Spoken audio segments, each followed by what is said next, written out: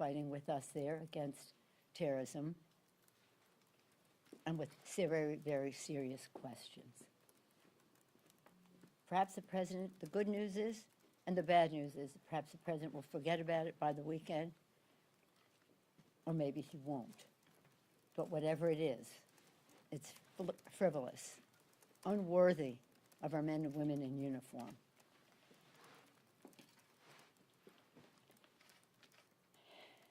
At the same time, the administration is now deciding they'll make an assault on poor people in America. It's one of their regular themes. It's our understanding that they'll shortly, by executive order, undo the bipartisan agreement that was reached House and Senate in the Farm Bill in terms of nutrition for people in America. They will undo that. Why? Why at Christmas would you take food out of the mouths of the American people? At the same time, as you see, the GOP lawsuit on the Affordable Care Act had its day in court. It's a day in court that they may rue, because certainly we will fight the decision of that court. But what's interesting about it is since that decision, the number of enrollments went up.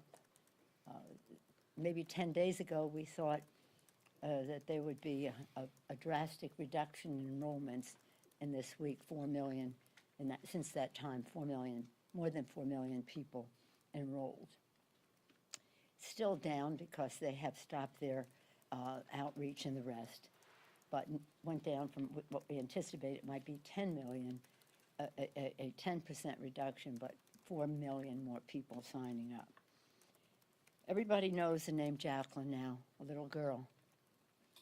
Started her journey at 6 years old, now 7, died with an over 105-degree temperature in the custody of the Border Patrol. The president wants to build walls, physical walls. At the same time, he's building walls around the hearts of some people in our country. It's interesting because the evangelical community, which have been champions on welcoming people to our country, have testified in public that the U.S. Refugee Resettlement Program is the crown jewel of American humanitarianism, the crown jewel of American humanitarianism. And yet, this president, either not knowing the law of the land or not caring about it, has policies implemented that do not meet a standard. I mean, I keep asking people to read Ronald Reagan's last speech as President of the United States. I've said it to you a number of times. I won't go through the whole thing again, except to say how much he appreciated the value that newcomers bring to America. So here we are. We don't know. Republicans are in a state of disarray. We don't know what will happen next. Later, and after some things happen, I'll come back and talk to you about the continuing resolution and where we will go from here. But for now, I'll take questions on these other subjects. Yes, ma'am. Madam Leader, is there any circumstance that there seem to be some discussions ongoing on the floor of the House right now among Republicans around trying to pass this short-term funding bill? They're discussing adding wall funding. There's also potentially adding disaster funding. Is there any situation you think Democrats could support beyond a clean continuing resolution? It depends on what they have to say, but not wall funding. I mean, I think we've made that clear. Was that clear? Yeah, no, I mean, we'll see what they come up with. In terms of disaster assistance, we'll see. But in terms of wall funding, that's a non-starter. I think they know that. Yes, Nancy? Have you gotten any assurances from the White House or the president himself that he will sign this spending resolution? I don't know that anybody ever has any assurances from the White House on any subject, including this one. Yes? Thank you, Madam Leader. Is your side prepared to deliver the votes that they say, like they did on some of these other major pieces of legislation? Sandy, they say, hey, we can only get 50 people to vote for this. Can your side carry the rest of the freight even if you're in the minority?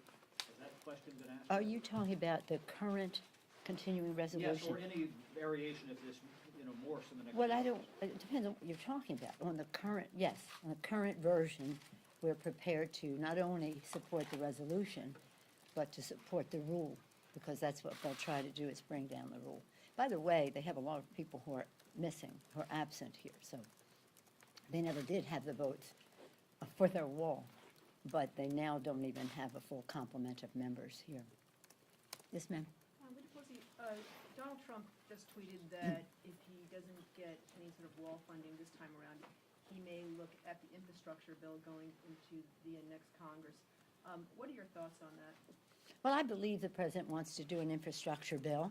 I don't know that he'll throw a tantrum over it when he sees what the bill might be. We've talked in a very positive way. Almost every conversation I've had with him since he's been president has almost every, not every, but almost everyone has included how we can work together on infrastructure. It's something the country wants very much. It's something he promised in the campaign. So if he's keeping campaign promises to the letter, he probably would want to get to work on an infrastructure bill. Again, this is, I think, whimsical on the president's part.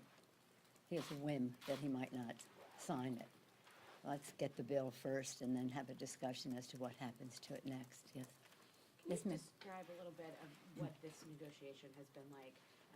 Speaker Ryan cancels his press conference, he gets called by the president, has to step out of a meeting. Are you under the impression that this is a negotiation? Is this a momentary blip, and then you'll head to the floor and pass a bill? I mean, what do you think is happening here? Well, I don't really want to make any characterizations because we're right in the middle of a sort of a meltdown on the part of the Republicans. You just really have to ask them. From our standpoint, we had bipartisan support for 6 bills. Working together, House and Senate, negotiating 6 bills that could come to the floor. And then the 7th bill would be a continuing resolution of the funding for last year. We had that opportunity. We offered it. Mr. Leader Schumer presented that when we were in the Oval Office to the president and said, let's just go down this path. If you don't want to go down that path, we can pass all 7 bills under a continuing resolution until the end of the fiscal year in both cases. The president rejected that. We said it is unthinkable that we would have a shutdown, so we agreed to this February date that Senator Shelby worked on and others. And so this is a path. Now they're having a breakdown over this, but we're not in the negotiations in what they're doing right now, but that's how we got to where we are. Yes, ma'am. You're the first female speaker, and you're about to work with the largest incoming class Isn't of that women exciting? freshmen. That is And exciting. my question is, what can they learn from you, and what can you learn from them? Well, we all learn from them because they're the new class, and every time a new class comes, we always say, here they come. Who among them will lead in this body? Who among them will run for other office? Who among them could be President of the United States? They bring the fresh from the trenches energy that is so useful to the Congress. They learn from us how Congress works. They have an impact on it to make change as to how Congress works. But it's a pretty exciting engagement, even more so now when we have such a large class that is transformative. We have 64 Democrats in our class, 43 who are, maybe 65, we'll see, but 43 new Democrats who replaced Republicans in the Congress. And many of them are women. We'll have up to 95 women on the Democratic side in the House. It's a decision we made a long time ago to grow that number. When I came, there were 12 women on the Democratic side, 11 on the Republican side. And we said, this can't be out of 435 people. So we went each year to add more, add more, and more. Going into this election, we had 65 women. They had maybe 20. We made a decision to grow. And now this election, women marched, women ran, women voted, women won 95. Pretty exciting. on the House Democratic side alone. Over 100 between us and 120 or 30 when you include the United States Senate.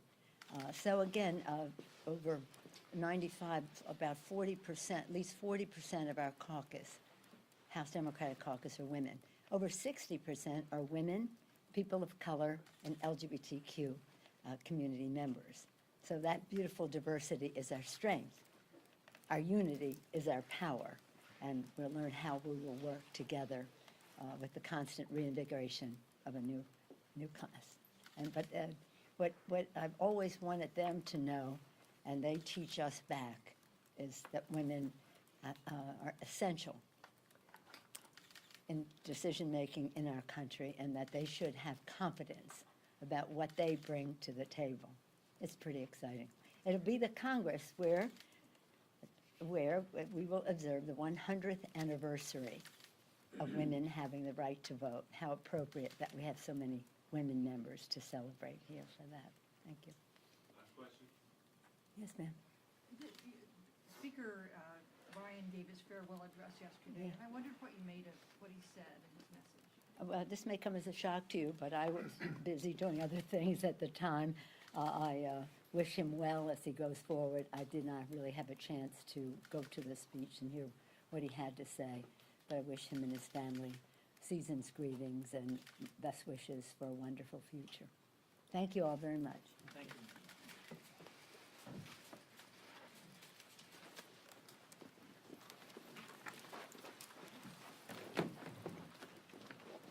And cut.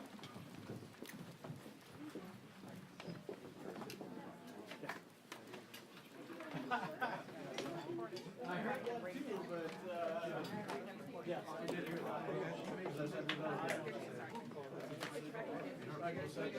that.